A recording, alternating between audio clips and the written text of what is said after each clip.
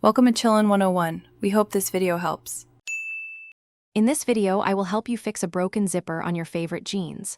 First, carefully examine the zipper to understand the exact issue. Is the slider stuck, or are the teeth simply separated? Perhaps a bottom or top stop is missing, or the slider itself is damaged. A quick assessment will guide you to the correct repair method, saving you time and effort. Many common zipper problems can be fixed with just a few simple tools and a little patience. If your zipper teeth are separated or the slider feels loose, you can often fix it. First, try to gently squeeze the slider's body with a pair of needle nose pliers, applying slight pressure to both sides. This can tighten its grip on the teeth. Then, carefully work the slider past any misaligned sections. For a smoother operation, rub a pencil lead or a bar of soap along the teeth as a lubricant. This simple trick can often restore full functionality.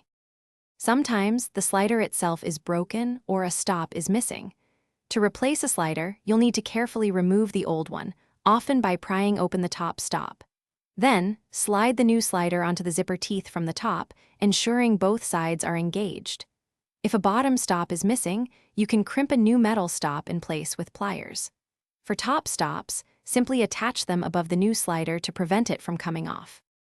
While many zipper issues are fixable, sometimes a full replacement is the best option. If numerous teeth are missing, bent, or severely damaged, or if the fabric tape holding the zipper is torn or frayed beyond repair, a new zipper is likely needed. This can be a more involved process, often requiring a sewing machine.